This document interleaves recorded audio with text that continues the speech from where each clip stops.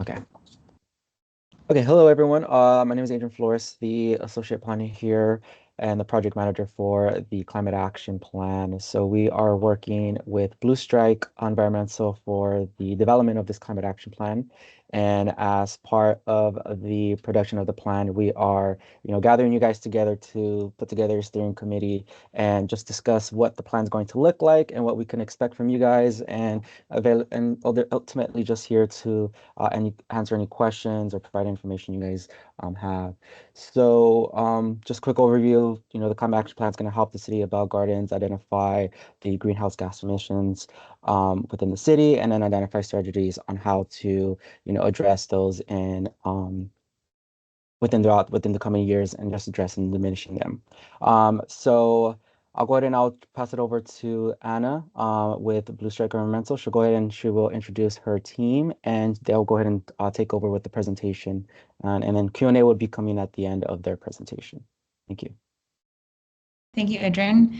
Hi, everybody. Thank you so much for being here. We really appreciate it. My name is Anna.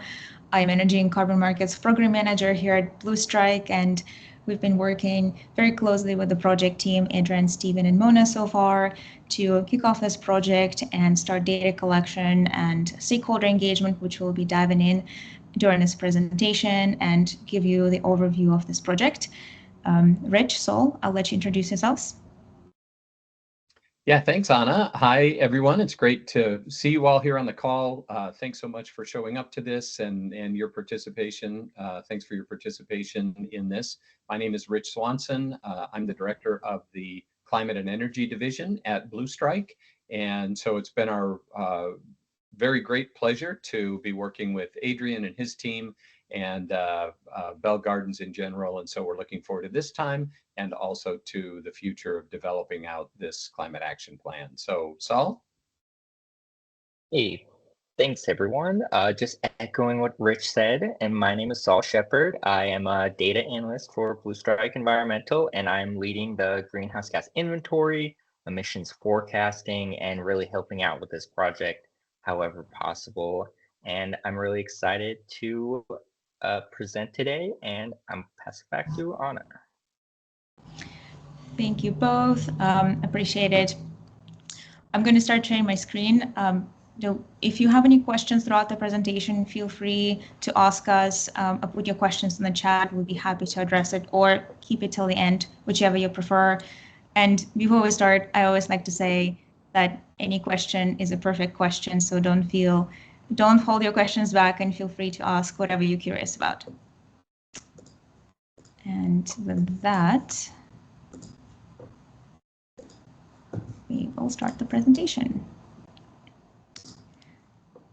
So just a quick note to everybody in my team as a presenter, I don't see chat or questions, so if anything comes up, please let me know. So to start, before we even jump into the nitty-gritty of the climate action plan, we wanted to do a high-level overview and main deliverables and goals of the project. And essentially, our typical approach to climate action planning in general and for the city of Bell Gardens is, in addition to focusing on emission reductions, environmental footprint, we also want to address improvements in quality of life of residents and businesses, and make sure we have a balanced approach towards financial, environmental, and societal goals when we design the strategies for climate action plans. So the main deliverables for the climate action plan particularly will include GHG inventories. GHG stands for greenhouse gas emissions. So essentially, these will be bigger sources of emissions, for example, from electricity, from natural gas consumption, transportation, waste, and other areas. So we'll be collecting this data, understanding what current levels of emissions are for Bell Gardens, and designing forecasts to understand how we can reduce those levels of emissions over time. We will also be gathering community feedback and addressing local and regional challenges and what it means. We want to know exactly what's happening on the ground and how we can combine efforts for greenhouse gas reductions while addressing the challenges that are most important for your community and residents. As a result of this climate action plan, we will be delivering decarbonization strategies for sectors such as energy, transportation, waste, water use reduction, things like that. And the way we like to approach our strategies and implementation plans is we want to make sure that all strategies within the implementation plan are actionable, realistic, and fundable. What it means really that all the strategies that we propose during this climate action plan will have funding sources such as grants, tax rebates, utility incentives, and other sources, as well in various financing mechanisms to make sure that those goals and strategies are achievable, as well as setting realistic timelines and milestones of how to address various issues for this climate action plan.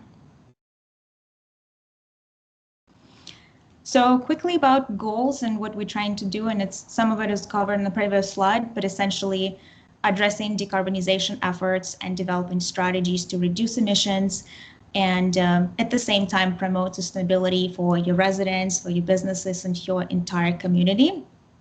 And the way we're going to do that is combining our findings from various activities. We'll be designing policies and programs that will also address community resilience and climate adaptation, in addition to emission reduction efforts.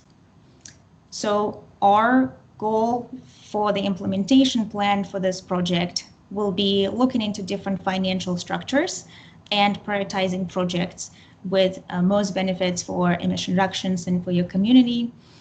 And we'll also be measuring those impacts, and some of those measures may include, so for example, for transition to renewable energy, what would be emission reductions, what cost savings would look like, what cost reductions residents of the city might encounter, and understanding other impacts and benefits of various strategies and goals for this climate action plan.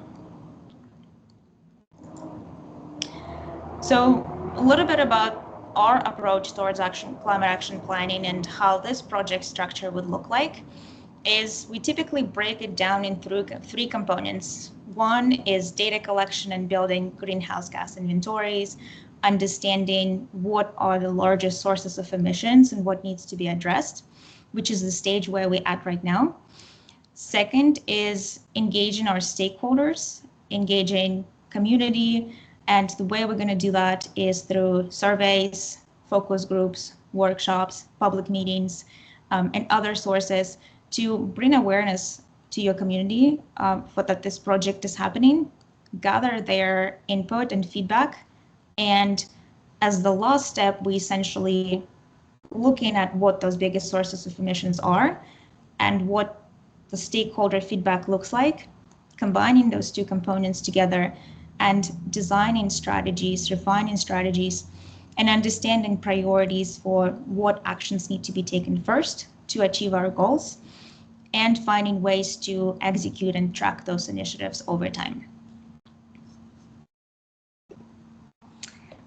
So just wanted to take a minute to show you where we currently are in the process. So this project started in August 2024. We met with the project team and started collecting data, putting together greenhouse gas inventories, and we expect to enter the community engagement and outreach stage about mid-December to January next year. So once those two components are collected, we will be designing goals, frameworks, and we'll be meeting with various groups and getting their feedback on what those strategies look like. Do they have any feedback? And essentially, there will be a two-way communication during that period to understand what the community's perspectives are on those strategies and various stakeholders' perspectives are. And the goal is to deliver the final plan with strategies and implementation components in August 2024. And unless there are any questions, I will pass it to Rich to talk about the project framework. Yeah, thanks, Anna. There was a question in the chat about the public engagement around the framework, and also various adaptation and mitigation policies and concepts, and how we will sort of involve the community in that. So I hope to address that in the next 2 slides here. When we talk about framework, basically what we mean is how the climate action plan will be structured. So think about it as chapters in the book, or maybe big segments along a pathway, big rocks in a river that allow you to cross that river, something like that. So we have so far been working with the project team around 5 framework categories, and I'm going to explain these and describe a few components of those so you can get a better idea of the framework that we're working with right now. And as Anna alluded to, really what a climate action plan, the core of the climate action plan is a series of investments, programs, and policies that help you reduce emissions as a city, and also adapt to future climate changes. So the things that you see here in these 5 buckets will be some ideas around policies, programs, and investments, project investments that might help you to accomplish those 2 objectives. So the first one we see here is buildings and energy. So this is all of the buildings in Bell Gardens, and of course the energy that it takes to heat and cool them. And then you can see some strategies there that might be targeted at reducing emissions around those heating and cooling efforts, and also adaptive measures for future climate impacts, such as increased heat days, harsh weather, other things that we're looking into for Bell Gardens. So here are some of the strategies: perhaps renewable energy and procurement, energy efficiency measures for buildings. Oftentimes these can be associated with some significant cost savings, and then perhaps the use of sustainable materials in new buildings moving forward. Another framework category here is transportation and mobility. So that has to do with all the ways we sort of get around. And some strategies might be building out the public infrastructure for public transportation, vehicle electrification, perhaps EV charging infrastructure to help people adapt to EV ownership. The third one is resource conservation. So what we mean by that is essentially water and waste conservation. You may have known this, but we only have as much fresh water today as we have ever had or ever will have in the world. And so conserving that with all the new needs for water becomes important. Reducing, reusing, and recycling for our own material usage, and then also minimizing waste generation. So we might talk about improving what's called waste diversion rates. And what that means is just diverting various elements away from a landfill, where they simply sit and cause a lot of methane emissions, to other uses such as recycling, composting, and other reuse. The fourth category is our green community, and that's a little bit of a sort of a multiple style bucket where we have some community engagement efforts, educational efforts, also walkability around Bell Gardens and how we can better access the facilities that residents need to access. Biodiversity and natural spaces would be another one. And then finally, resilience and adaptation, which will be an important part as well. We'll talk about climate risk mitigation, disaster preparedness, resilient infrastructure, those types of concepts. So those are the big categories, and some of the ideas, the smaller ideas that may end up inside them. Each climate action plan is very locally attuned, and so we're going to want to hear from you as we develop these various initiatives, and understand how different initiatives can really be custom fit to Bell Gardens specifically. So if we go on to the next slide, we can see that our engagement, and this is the process through which we and our project team want to have a conversation with you and the rest of the city. We want to deliver a climate action plan that enhances quality of life for residents, that evaluates city operations and also community-wide emission sources, along with vulnerabilities. 3, that provides a strategic and actionable framework. These are the projects, policies, and programs that will hopefully help move Bell Gardens forward. And then lastly, there you can see that we want to support innovative infrastructure and programs that reduce resource consumption and overall environmental impact. So if we jump to the next slide, we'll talk about some of the activities that we have planned for reaching out to the community, hearing from you and others, and in general, facilitating a dialogue. So first of all, we want to engage with city staff, elected official, community residents. Part of that is this steering committee here. We're counting on the steering team to be able to, every once in a while, maybe every 2 or 3 months, we would check in, give you a report and an update, and just get you to ask us some questions about our process, about what we're seeing. Perhaps we can lean into you for how to reach out better, make our strategy development process better. Secondly, we want to ensure the community feels ownership. We want to prioritize solutions from the community and engaging, especially with members of the community that haven't typically been involved in planning processes in the past. And sometimes that can be challenging. So once again, we are considering a few special activities that way. Our primary activities that we will be involved in are one, stakeholder workshop. So we envision a few workshops that we have planned. These would be around people with some sort of specialty perspective. So for one, perhaps some city facilities managers or deputies. That would be one of the workshops, or sometimes we call them focus groups.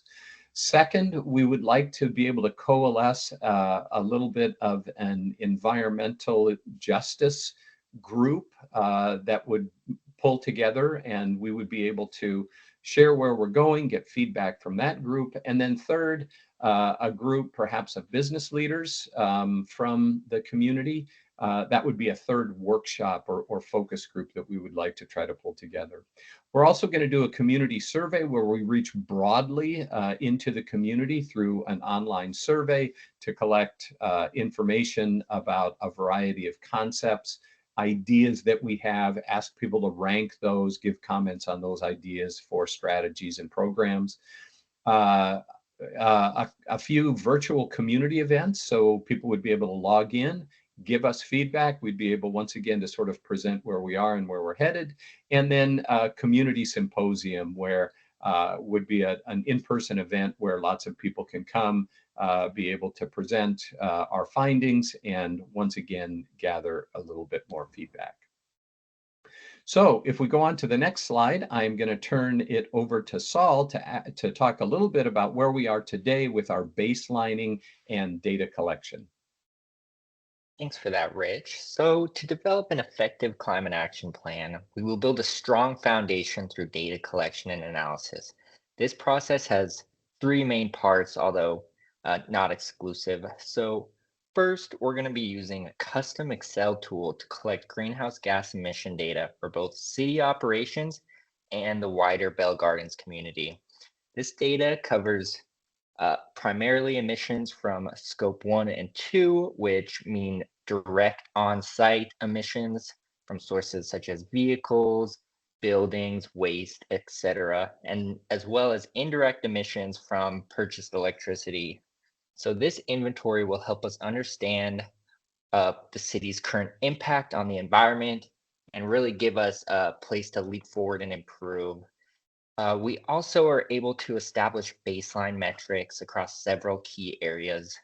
These metrics are brought in from policy review, greenhouse gas inventory, nature assessments, as well as best practices. These baselines help us see where we are today. As we implement actions, we'll be able to track real progress. And third, the greenhouse gas forecast. So finally, we're going to create projections for future emissions based on different scenarios.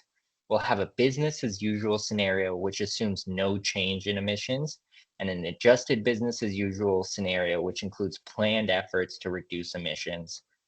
This project will also set greenhouse gas mitigation targets, which we will make a target that is inclusive, comprehensive, as well as meeting regulatory requirements. Through these steps, we're going to build a clear, data-driven picture of the city's current and future emissions, which guides us in setting realistic and impactful climate action goals. We can move on to the next slide, which shows us an example of how our strategy plans will be formatted. For Bell Gardens, we'll be creating strategies tailored specifically to the community's needs. This means developing actions that resonate with the unique characteristics of the city, focusing on areas that can make the most impact locally and for the wider city and the wider region. So our custom strategies, as mentioned, will be built off two key inputs, the stakeholder engagement and the baseline analysis. Through those engagements that Rich mentioned, we'll understand what's most important and what will make the most key impacts, as well as with our baseline analysis that will highlight key areas such as transportation, energy, community health, where emission reductions and sustainability efforts will have the biggest effect.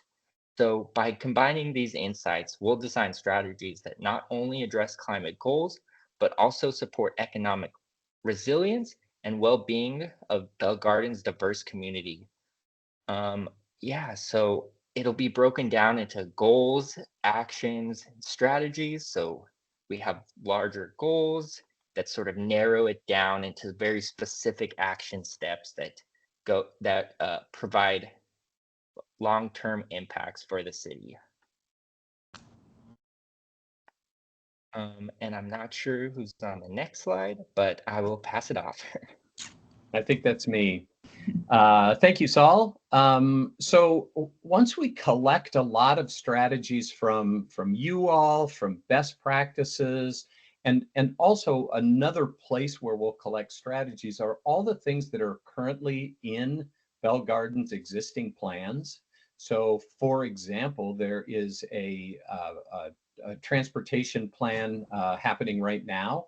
We're working very closely with the consultant who is working on that plan. And so we're going to want to share strategies where we can get some cross-cutting wins across different sectors that will help mitigate greenhouse gas emissions and also adapt to future climate needs, even from that plan. And we'll integrate our plan with other community development plans that are already in place, including environmental justice plans, different initiatives that the city has taken.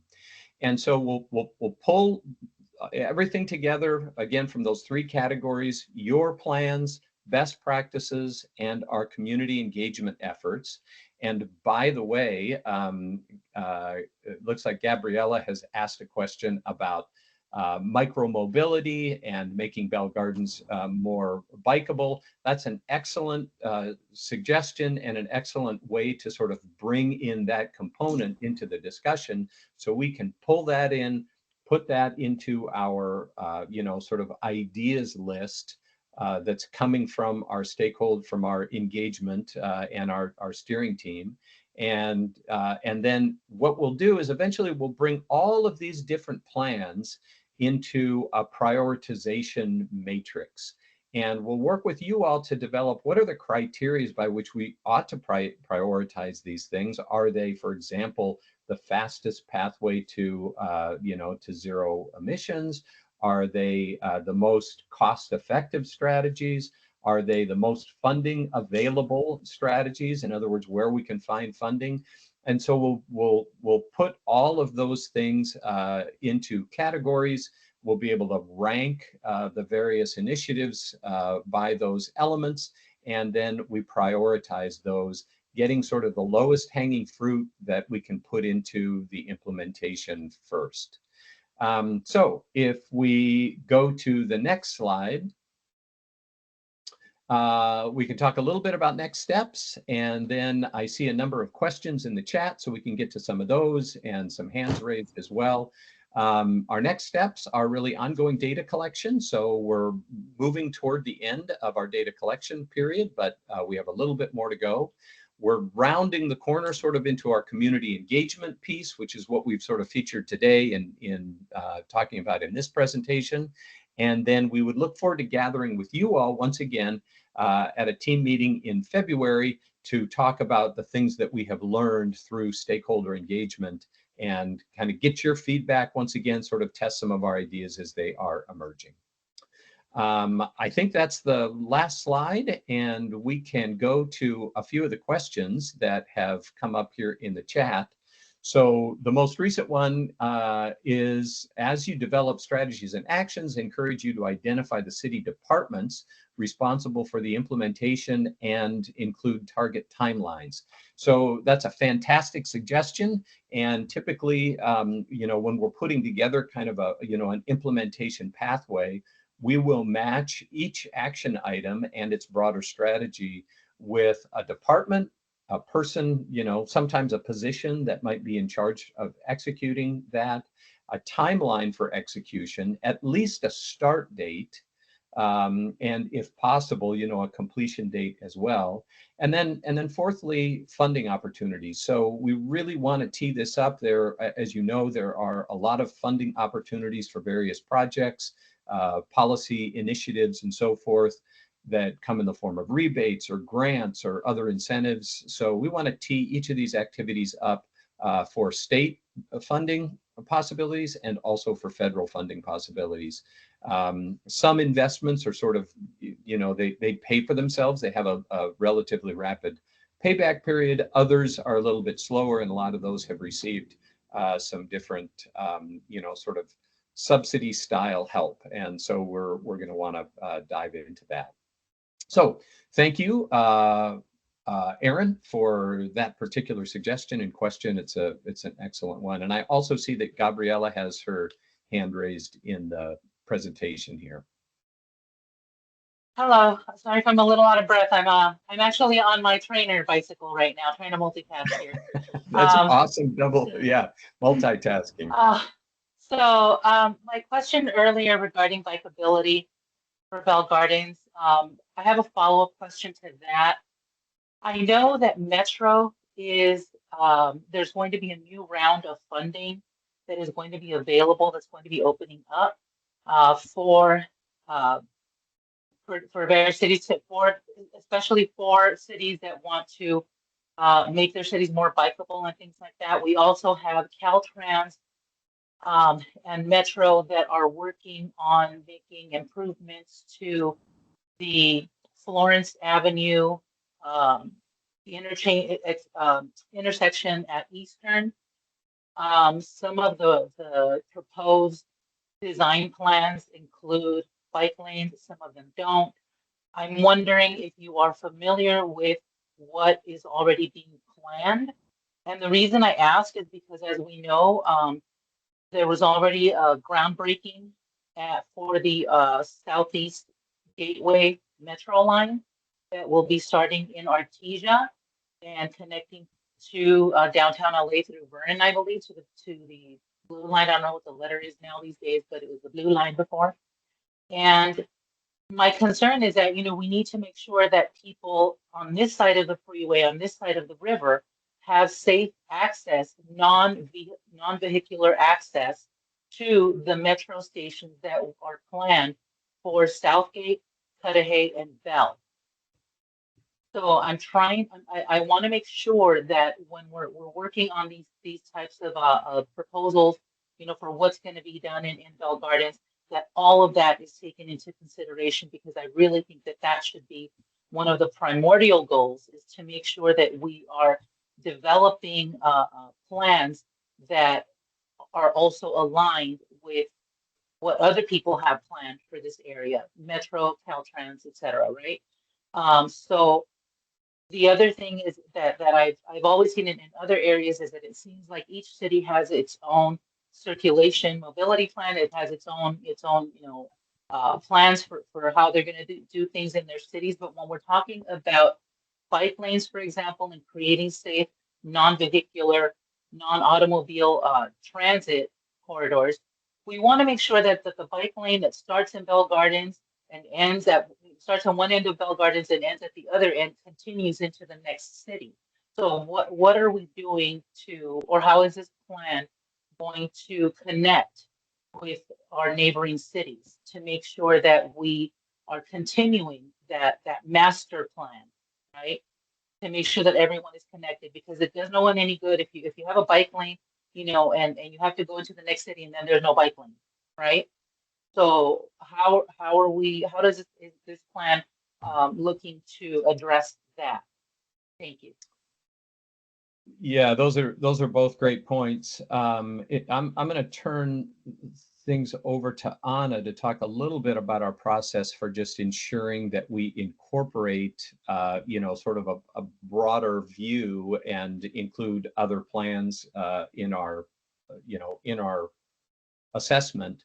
But before I do that, let me just say that these specific concepts this is very helpful, and one of the primary reasons why we have meetings like this and have focus groups, particularly in the categories that we've sort of outlined. So what the climate action plan will do is it will be a fairly high level document, but that will list these, as I mentioned, sort of this triad: projects, policies, and programs that can reduce greenhouse gases and adapt to climate change. So we are, part of our research here is to unpack various plans, things that are already underway, to call those out in the climate action plan, hopefully to reinforce those from a policy standpoint for the city, if that is what the city, deems in its best interest, and then give the climate action plan as a policy document, hopefully as a tool to the city for a little bit more muscle in those endeavors. Anna, do you want to just address Gabriella's how question of sort of how we're doing in terms of integrating all these other plans and concepts? Yeah, absolutely. And Gabriela, this is an excellent question, because we want to make sure we build on top of existing initiatives and not do the double work here, and also collaborate with neighboring cities and address local and regional initiatives. So our typical approach to that is we are looking at existing initiatives in the city of Bell Garden and reviewing existing policies and reports, such as the circulation element update that was recently published. We're looking at the county level plans, sustainability plans, action plans, transportation plans, to understand what is happening on the higher regional level. We also look at several state level initiatives to understand what support could be coming from the state level, what are the goals in the state level. So that is essentially included into our policy review, which is one place where we could source various strategies that are happening. To your question that relates to neighboring communities and, for example, with bike lanes, how would make sure that the continuity of it. We also looking at so-called like benchmarking cities and neighboring cities. And what it really means is we want to understand what neighboring communities are doing and whether there are opportunities to partner. So for example, your example for bike lanes was excellent. If we think that this particular stretch and this particular area would benefit from bike lanes, we want to make sure the continuity through other cities, and reviewing other cities' initiatives would be the first place to start to understand whether it's possible to, let's say, create a bike lane between various cities. We're also looking at benchmark cities here more for best practices, because there are other communities that might have already addressed similar issues. So we want to understand how they did it, what were success rates, where we could have done things better. So essentially kind of learning from others' mistakes and trying to implement those initiatives into this plan. And I think the stage where we might come to these particular conversations of how it's actually implementable, as we narrow down the strategies, for example, for transportation and mobility, as the strategies get more narrow, we could explore those particular examples with bike lanes or public transit to make sure that's all connected, not just within Bell Gardens, but neighboring communities. And that's when we can explore neighboring communities' plans and policies and see how our goals and strategies could be developed. And an example of that could be partnering with this community on developing a public transit infrastructure or something like that. These are just examples, but essentially top to bottom is reviewing policies on city, state, and county levels, gathering feedback from communities, putting together draft strategies, and then evaluating the implementation of those strategies and how we can come up with best practices and goals, and also learn from mistakes of other existing communities or neighboring communities. And yeah, if you have any follow-up questions about that, I'd be happy to iterate. And Rich, seems like you have something to add. Well, yeah, and follow up, directions to point us. So that's also helpful. As we see here, for example, Jocelyn's point about the Southeast Gateway line and how it's really up to the city to sort of initiate and tap into various funding opportunities there. So that's important, and sort of characteristic, I think, of a lot of the funding opportunities that there's a lot of onus on the cities to look for and find those opportunities. And then Iris asks about when will the targets be set? I'm assuming what you're talking about here is greenhouse gas mitigation targets, and will those align with the state's reduction goals? And so for that, I'm going to turn it over to Saul to talk a little bit about target setting in the state of California and what that looks like.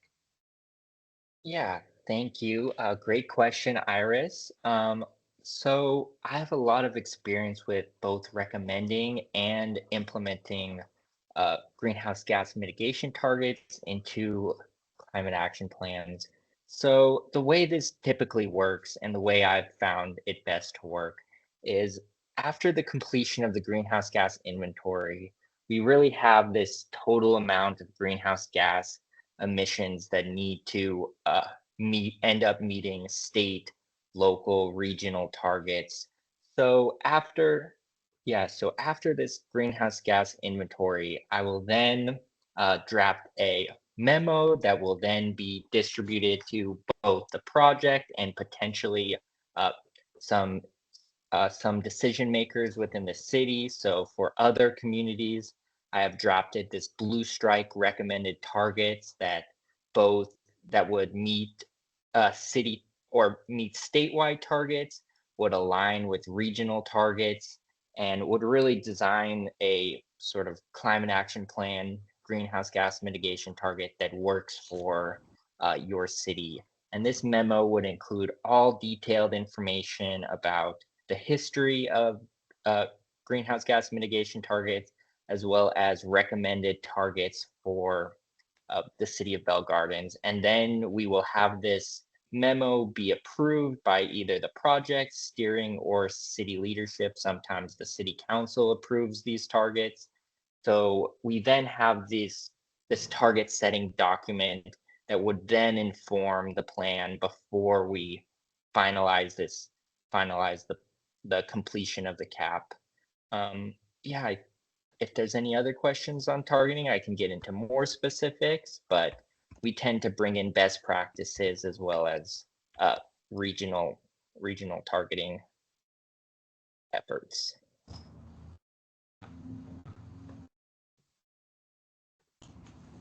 Aaron, thanks for your connection here about Mike Boswell and the student group at Cal Poly SLO. That's terrific to know, and we can definitely reach out to talk a little bit about their efforts.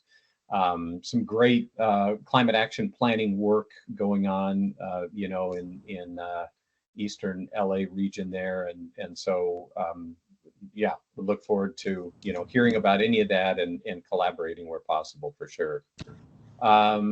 Jocelyn, looks like Jocelyn has her hand up. Yeah, thank you so much for this presentation so far. It's definitely been a long time coming to have a climate action plan for the city. So I'm really grateful to be at this point. My question is a little bit more about the accountability piece. I know we talked a little bit about some, some elements that would go into to ensure accountability. But I think as part of this plan, I think it's also integral to have the sustainability piece after the completion of the plan, right? To have a more structured kind of sense of community engagement to ensure that there's the accountability piece. And I don't know if that would look like the steering committee, or that would look like creating some kind of community oversight. But as a community resident, I'm also definitely invested in ensuring that, once this action plan gets completed, right, that there is that follow-up piece, or, folks can continue to be engaged even beyond the completion of the climate action plan. Yeah, well, what a great question. And I think I might turn things over to Adrian to talk a little bit about the execution. But first, let me just say that part of the of the climate action plan will be a sort of a framework and a mechanism by which the city can sort of publicly hold itself accountable and broadcast efforts as it moves through execution of the plan. So we will include various steps, frameworks, perhaps even public facing, instruments and so forth, so that residents and business folks can track the actual implementation of all the decisions as they're made and the efforts as they're executed. But Adrian, do you want to talk just a little bit about kind of how you see this plan in the in the continuation phases and how it fits in with overall development in Bell Gardens? Sure, yeah. So, one of the things to hold ourselves accountable of, keeping in line with this plan is, well, the first thing, we're going to be ready to adopt many of the tools that Blue Strike will be providing us with, one of them being the GHG greenhouse gas emissions tracker. We'll be holding on to that and updating that, every year. So just keep track of the greenhouse emissions and see if we need to do more in terms of the policy and programs that will be, identified on the plan. We want to explore all the options we can to involve the community. So we want to see if maybe we could have, workshops during our planning commission meetings with updates on how we're doing with the greenhouse gas emissions, updates on how close we are to completing some of the programs or addressing some of the policies as well. We're open to any of the input you guys may have and what you guys want in terms of the community engagement, in terms of accountability. But as of right now, we're just open to any recommendations that you guys would want from us to proceed with that. And Stephen and Mona, I don't know if you have any other details that we might be able to move forward with in terms of holding ourselves accountable to be aligned with the climate action plan. Yeah, I think that's right. Good job. So, I mean, we're looking at ways to make sure the plan is implemented, and so many times, with planning, it's like the other departments will say, "Okay, planning," and then sort of give us a wink and a nod and say, "These guys." But having that accountability in the document is going to be tremendous in terms of how we, work with public works. I just picked them at random, but even recreation and community services, we're always on the lookout for grants and things like that that would help people, help us implement what's going on. So yeah, it's just a huge sort of team effort, and having what we know is going to be in this plan, which sometimes is left out in other plans and in the past, is going to be helpful. So thank you all. One more piece, Jocelyn, to that is that you can take great comfort in the fact that this plan is being managed by the planning folks at Bell Gardens. A lot of times these, and this comes from working with a lot of climate action plans with a lot of cities and stuff like that, but a lot of times the plan originates from an obscure office somewhere that is not really connected to sort of the central financing and execution functions of the city. And so to have this embedded right in the planning office is super, super helpful. And it's really, that means that it stands an excellent, sort of chance of being integrally, kind of imported into city efforts. So I, for one, have really appreciated that, and that's a super helpful piece. I think Gabriella had her hand up. Hi, yes. So speaking to community engagement, the city of Bell Gardens has, I believe, just under 40,000 residents. A good majority of them are Spanish speaking. And so I'm wondering what kinds of because I mean, I know you guys are talking about, we'll bring you this up, updates at Planning Commission and things like that. But frankly, residents don't go on YouTube to watch the meetings. They're very, that's not really a good way of informing residents because they don't follow, right? So I think that it's important for us to look at different ways to actually engage with them.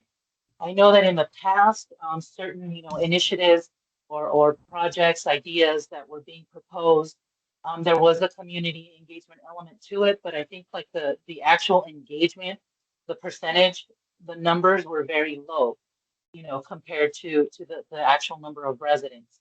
So I want to make sure that the engagement that we do is language accessible, that it is accessible to people in their language so that we can engage more people, that it is more than just at like a community meeting every so often. People don't really come, the people that come to the community meetings are the same people that go to all the different community meetings. It's a handful, right?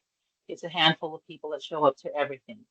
So I want to make sure that when we're looking at these engagement strategies, that we look to how can we expand the engagement beyond this core group of people that seem to like always be very involved. You see them at everything. You see them at Neighborhood Watch. You see them at the community events. You see them at the senior centers. But there's a whole group of people in Bell Gardens that do not engage with any of that.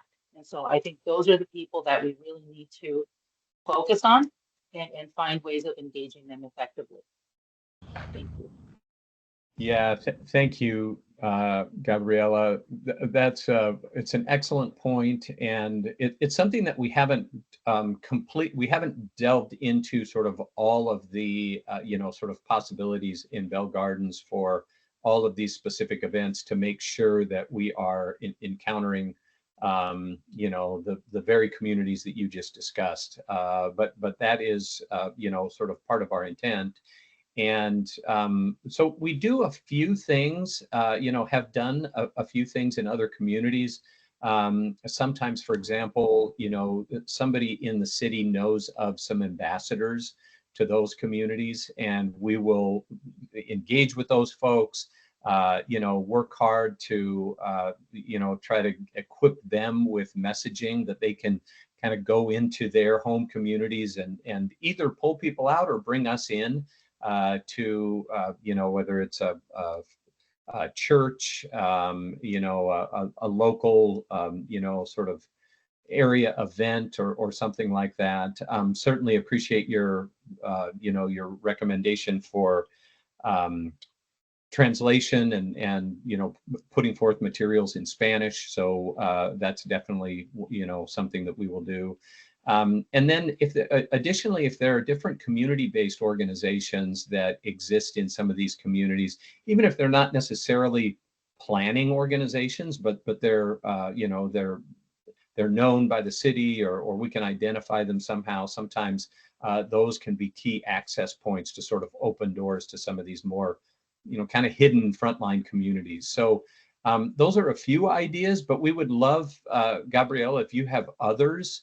For example, let me give you an example of something that we're working with in a city across the country right now, is that there is a foundation in the city is called Fayetteville, North Carolina. There's a foundation in Fayetteville that supports a lot of community-based organizations that are doing really, sort of like on the ground efforts, and those efforts are not necessarily climate related, but they know all the players in those different sort of very ground up efforts. And so we're engaging with that particular foundation. They're helping us to get mobilized towards these other organizations and be able to sort of use those connections to get to communities that might be a little bit harder to find. So that was a lot of sort of idea generation, but Gabriela, if you have other specific means or specific contexts that can help us do that, we would love to explore that with you. Great, thank you. Yeah, great. By the way, I'm sorry, I need to leave everyone and have another meeting. So, but thank you so much for all this information. Thank you. Thank you for joining. Thank you, and we're fortunate enough to have you. And I know we'll see you on the next meetings. But yeah, the mayor is our current mayor is Gabriela Gomez, and she's one of the smartest people that we know. So we're very happy to have her providing information and getting that feedback from her. So, and Thank you. We'll see you soon. Yes, thank you for coming. Thanks. Thank you. Bye-bye. Thank you. Looks like Aaron has a question. I did. I heard Adrian say that they have plans to continue to maintain the greenhouse gas inventory and update that sort of as they move through and have progress. And I also heard Saul say that the plan for doing the GHG inventory is using a custom tool that the firm has developed. And I'm wondering whether there are any plans to allow Bell Gardens to use that tool in the future. Sort of what are the plans for supporting Bell Gardens and continuing to maintain their inventory, sort of teaching Amanda Fish kind of. Is there a way that they'll continue to be able to do that in the future, and what supports can they rely on? Yeah, Saul? Sure. I'll sort of start with this. So I guess the end goal of phase one, or one part of the end goal of phase one in our baseline analysis, is the completion of the greenhouse gas inventory report. So I think it usually doesn't get released earlier than the finality of the climate action plan, but there will be a standalone document which includes all methodology, all results, all usage data from the greenhouse gas inventory. It will include detailed graphics and as well as all methods that we used, and as well as the usage data from the city. And it will be released either as an appendix or as a separate document to the climate action plan. And this greenhouse gas inventory report will have, it's basically a step-by-step guide on how to create your own greenhouse gas inventory. On the flip side, the specific tool, the Excel-based custom tool that I made that follows all international greenhouse gas emission accounting protocols, that is a little bit more up to the city on whether they want to release that tool. But the report would have every sort of piece from that tool and listed and documented, as well as written out step-by-step methods of sort of going from usage data, calculating emission factors, gathering emission factors, and then producing this sort of greenhouse gas or this carbon dioxide equivalent emissions for all sectors in the community. I also see that we're about at time, but I wanted to say one last thing about that, Aaron, is that already the city is going through the data gathering stage, and so they are already understanding what data needs to be gathered, and the updating then of that will, by the time it comes to updating the model, it'll be old hat, because they'll already have built the channels for gathering those particular data. The user interface for the GHG emissions tool that we have is very friendly. It's basically just a dump of the same data, and then out comes a new sort of inventory and a new tracking, and they can compare measurements year by year. So it'll be quite straightforward, and I think a very usable tool for the city. So maybe with that, maybe I will turn it back over to Adrian, if we are finished. Anything else from our side, Anna? No, I think we're done. Okay, well, thank you, everyone. I appreciate everyone's attendance. Again, we appreciate you guys' questions and comments, everything, all that's going to be taken into consideration by Blue Strike Environmental. And as time goes on, we'll be developing the climate action plan even more so. And as Blue Strike mentioned, we will be meeting again around February. So just keep a lookout for that. If any questions do come up within that time, feel free to just let us know. We'll go ahead and get those comments and questions out. And I'm sure you'll be in communication from now to February as well. So yeah, thank you, everyone. If there's anything else, we go ahead and just end the meeting right now. Great. Thank you, guys. Be safe. Everyone. Thank you, everyone. Great job, Adrian. Thank you. Good Thank job, you. team. And hello, Iris.